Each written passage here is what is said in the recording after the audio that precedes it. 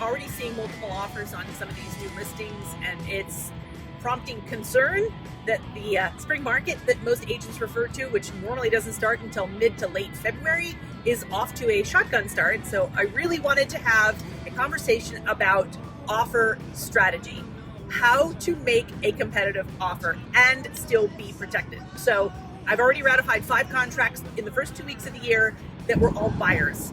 And one of the things that we're having to get very comfortable with, or at least clear on, are the contingencies in a contract and how to manage them strategically, because the fewer the contingencies, the more likely a seller will accept your offer. But we don't want to leave you exposed. If something's sure to happen, you want to be able to cancel the contract, which is exactly what the seller doesn't want you to do. So first of all, what is a contingency?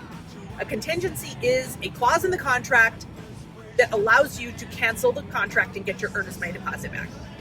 Saying, hey, I've got new information, I've looked at this information, I'm not comfortable moving forward, we can't negotiate to a win-win, so I'm just going to back out and get my deposit back.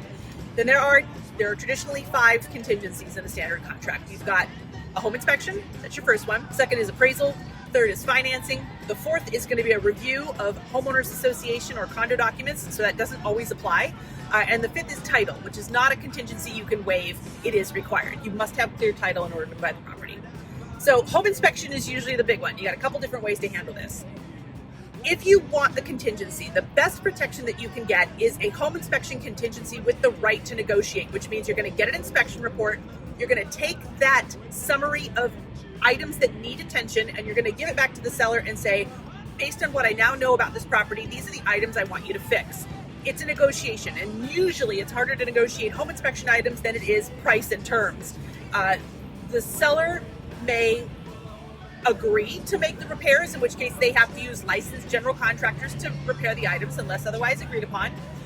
They can offer a credit, and they can say, listen, I don't want to fix anything, here's $5,000, you go do it yourself, payable at closing towards your closing costs as a credit, so you can't get more than your actual closing costs are. There can be a combination of the two. Hey, we'll repair some things, we'll give you a credit for others. Or, the fourth option is seller says no, buyer goes, fine, I don't want to buy a house anymore. The contingency allows you to cancel the contract and get your deposit back.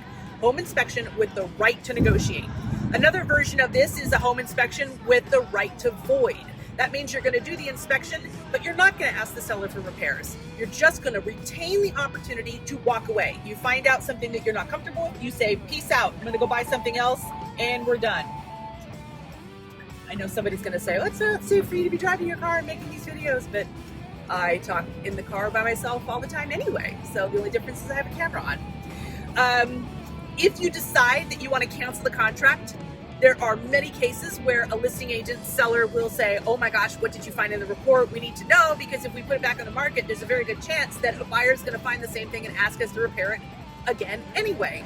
So, funny thing, in both cases, when you have a home inspection contingency, you are allowed to get an inspection. The seller can say no. In both cases, you can get an inspection, the seller can say no to whatever you ask for. The difference is really between agents, professional, courtesy, whether you're going to ask for repairs or not. If you're going to walk away, chances are the seller's going to want to know why you're walking away and may offer to make repairs anyway, even if it's a right to void. So I usually tell my folks to go in with the right to void, unless it's been sitting on the market for 30, 40, 60 days and nobody wants it, ask for the right to void, and if something major deal breaker comes up, you'll have an opportunity to address it. There is another strategy that is a little bit more intense, but it's doing a home inspection before you make the offer. And a lot of people are like, no, I don't want to be out of pocket $400, $500, $600 if I don't even know if I want to buy the property. But yeah, that's exactly what the seller wants you to do, because they don't want to have you buy the property, get it under contract, take it off the market, and then go, oh, there's a crack in the foundation, I don't want this house anymore. So if you know that before you make the offer, it's allowing you to make a contract with no contingency at all, no home inspection contingency at all. So for the first 10 days, you're basically saying, no matter what, I'm buying this house. That leaves behind two, basically, other contingencies. You can either do the appraisal, you can waive the appraisal, or you can waive your financing contingency. Appraisal is just like it sounds. You got to go to the bank, you got to get an appraisal report. If you're putting less than a certain amount down, There's a process in the loan called underwriting. They're using a lot of desktop data, like the Redfin estimate and the Zillow's estimate, to determine whether or not the property is worth what the contract price says. I have seen circumstances where the lenders are saying, we've got so much money down, or we're not at all concerned about the value, we'll just waive the appraisal. So sometimes the banks are saying we'll waive the appraisal, but a buyer also has an opportunity to waive the appraisal by saying that it doesn't matter what the value of the house is, I'm still going to buy it. This is obviously a risk. If you're under contract at $600,000 and the appraisal comes back in at $590, what that means is, with the contingency, you can go to the seller and say, I want to buy the house for $590. The seller isn't obligated to agree to this. It's just another opportunity to negotiate based on new information. So if the seller says, I'm not selling it for $590, but I'll sell it for $595, the negotiation would mean the seller comes down in $5,000 and the buyer would come up $5,000, meaning the buyer is now responsible for their deposit, their down payment, their closing costs, and the difference between the contract price and the appraisal price, which in this case would be $5,000. That gap can get quite large. I have personally seen appraisals come in $150,000 off. It's drastic, but the point is you have zero control over this process. If an appraiser comes through and says, based on what I see, this is what it's worth, it's pretty final. There are ways to get around this report. If it's a VA loan, you have a process where you can dispute the value based on whatever information that you provide. You can switch banks and get a new appraisal completely. It's not usually that drastic, but the risk is that it can be. And without an appraisal contingency, the buyer may be on the hook for figuring out their financing based on what the bank says the value is, which is unknown at the time of contract. So some people do not want to waive their appraisal contingency, but home inspection, you can do one before you make the offer if you want to waive it, or let me put a pin in that when I get to HOA. I'll explain there's another way to kind of bypass all of this, a sneaky way. So appraisal contingency, you're going to get your appraisal, you're going to find out what the value is, and then you're going to negotiate based on what you find, or you're going to eat crow because it's worth less than what you're paying. Not likely, but a possibility.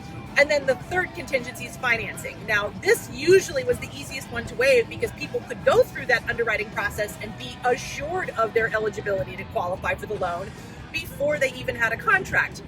This became an issue last year with so many government employees losing their job. Now we really want to make sure that the number one way to lose your financing, which is losing your job, is secure before we waive the contingency. So there are people who are now no longer waiving their financing contingency because losing your job is an actual risk. So home inspection, appraisal, financing. And then, as I mentioned, there's the homeowners association and condo doc review. Now, the way the contract is structured, once the seller initiates a resale disclosure, which is basically letting the association know, hey, the property's for sale, we're going to have a new buyer coming in, we need a copy of all the rules, regulations, covenants, conditions, restrictions, everything that the new buyer needs to know about living in this neighborhood. We need a copy of that to present to them for review. Contractually, they have 3 days to review it. Now, if you ratify a contract on Sunday night, the contract will give you Monday, Tuesday, and Wednesday until 9 p.m. to review those HOA documents, to review those condo documents, if they're provided in full, complete, and made available to you. Here's the trick that a lot of people use, not a lot of secret, fancy, a good agent. Here's a trick that a good agent will use. That 3-day HOA review time period, you can get an appraisal done in that time, you can get a home inspection done in that time, and you can determine whether or not you want to cancel the contract based on that information while citing the HOA and condo doc review period. So if you can get it done in 3 days, you can technically waive your contingencies and decide whether you want to move forward. A savvy agent, listing agent, is aware of this and will try to stop that behavior, but honestly, all's fair. All's fair in love and war and real estate. And then there's the title review. When you get a ratified contract, it's going to go to the title company and they're going to pull a history of the property and tell you anything and everything you need to know about whoever's owned it, put liens against it. If there's any kind of pending lawsuits, you'll find out about it. If they cannot convey the title to you free and clear of all these encumbrances, the bank won't loan money. You don't have to take the property. It's technically a contingency that you can opt out of the contract and get your deposit back if the title's not in good, clear, acceptable condition. So there you have it. Those are your contingencies. You can negotiate to compete with cash. Basically, people want cash because they think, hey, there's no contingencies, I'll go straight to closing. They can't back out. Cash contracts can have closing. Cash contracts can have contingencies. But for most people that are not paying cash, waiving all of your contingencies is the easiest way to be as competitive. You're telling the seller, no matter what happens, I'm going to buy the property. Even if I don't like the home inspection, even if I don't like the appraisal, even if I lose my job, I will still buy this property. That's what a contract with no contingencies means. So as we move forward, hopefully this will help clarify your position, how to be protected, but how to also be competitive and win.